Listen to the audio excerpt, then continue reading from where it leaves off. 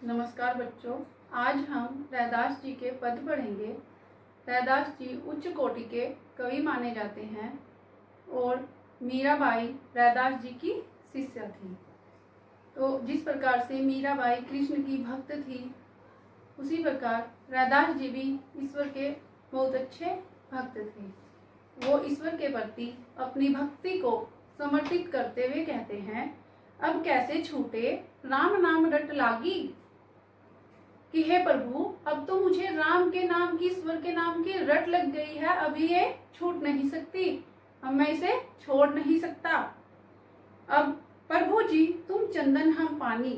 यहाँ पर रैदास जी प्रभु से तुलना कर रहे हैं, प्रभु की तुलना अपने आप से कर रहे हैं कि तुम तो चंदन हो और मैं पानी के समान हूँ। तुम चंदन के जैसे हो, मैं पानी के समान हूँ। जाकी अंग अंग बास समानी। बास कहते हैं बच्चों सुगंध को, यानी जिस प्रकार से पानी में चंदन के कण मिलकर उसको पूरी तरह सुगंधित कर देते हैं, उसी प्रकार से मैं आपकी भक्ति में लीन रहना चाहता हूँ और आपकी भक्ति में आनंदित रहना चाहता हूँ।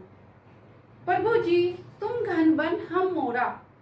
यहाँ पर घन बादल को कहा गया है और प्रभु के प्रति अपने भाव समर्पित करते हुए रैदास जी कह रहे हैं कि तुम आकाश में छाए घने बादल हो और मैं मोर हूँ।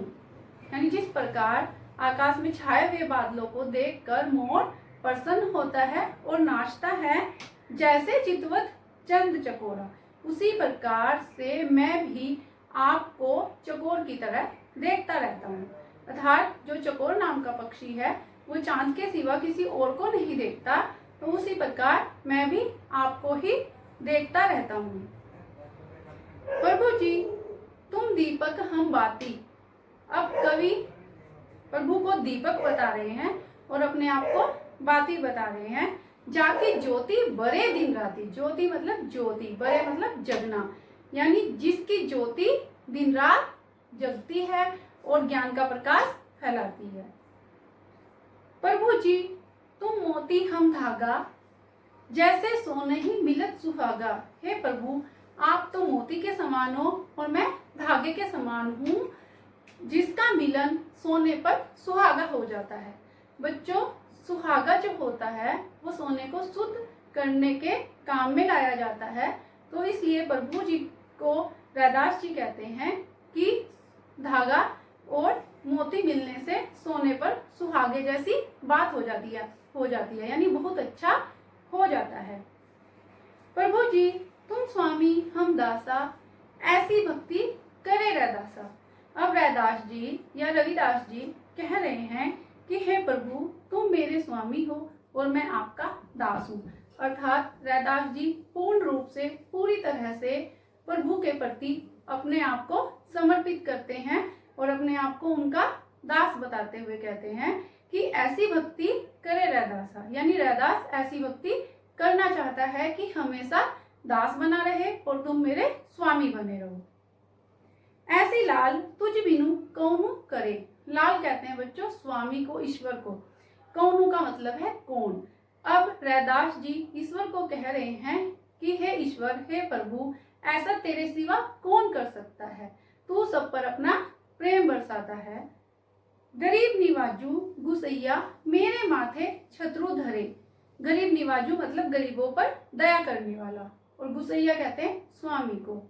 छत्रु शब्द का अर्थ यहाँ पर मुकुट से है, यानी तुम गरीबों पर दया करने वाले हो और तुम मेरे माथे पर छत्रु यानी मुकुट रख रहे हो।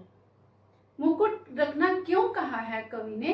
क्योंकि कवि को इस संसार में सम्माननीय स्थान मिला है, तो वो ऐसा मानते हैं कि ईश्वर की आराधना से ही मुझे इस संसार के लोगों ने ऊंचा स्थान या सम्माननीय स्थान दिया है।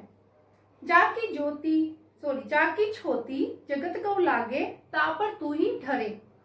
अब कवि कह रहे हैं कि जिसकी छुआछूत संसार के लोगों को लग जाती है। छुआछूत मतलब जिसे लोग अछूत मानते हैं। तापर तू ही ढरे, तू ही का मतलब है यहाँ पर प्रेम, यानी उस पर तू अपना प्रेम बरसाते हो, तू ही अपना बरसाते हो। नीचहु उच्च करो मेरा गोविंदो काहू तेना डरे।